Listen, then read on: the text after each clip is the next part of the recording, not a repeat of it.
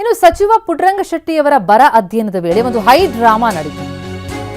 ವಿಕಲಚೇತನರಿಗೆ ವೇತನ ಬರ್ತಿಲ್ಲ ಅಂತ ಪೋಷಕರು ಅಳಲು ತೋಡ್ಕೊಂಡಿದ್ದಾರೆ. ಸಚಿವರ ಮುಂದೆಯೇ ವಿಷ ಸೇವಿಸುವುದಾಗಿ ಆಕ್ರೋಶ. ಚಾಮರಾಜನಗರ ತಾಲೂಕಿನ ಹಳೇಪುರ ಗ್ರಾಮದಲ್ಲಾದಂತಹ ಘಟನೆ ಇದು. ಕಳೆದ 6 ತಿಂಗಳಿನಿಂದ ವಿಕಲಚೇತನರಿಗೆ ವೇತನ ಬರ್ತಿಲ್ಲ. ಜಿಲ್ಲಾಧಿಕಾರಿಗಳ ಕಚೇರಿಗೆ ತಿರುಗಿ ಸಾಕಾಗಿ ಹೋಗಿದೆ. ಏನೋ ಒಂದು ಕಾರಣ ಹೇಳಿ ಕಚೇರಿಗಳಿಗೆ ಅಲಿಸ್ತಾ ಇದ್ದಾರೆ. ಈಗಾಗಲೇ ಮಳೆಗಿಲ್ಲದೆ ಬೆಳೆ ಹಾನಿಯಾಗಿ ಕಷ್ಟದಲ್ಲಿದ್ದೀವಿ. ಇತ್ತ ವಿಕಲಚೇತನ ಮಗನಿಗೆ ವೇತನ ಕೂಡ ಬರದೆ ಸಂಕಷ್ಟದಲ್ಲಿದ್ದೀವಿ.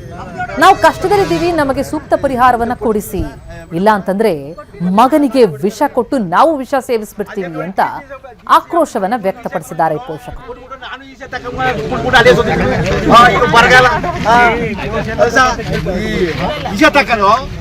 ಇವನು ಕುಡಿಸ್ಬಿಟ್ಟು ನಾನು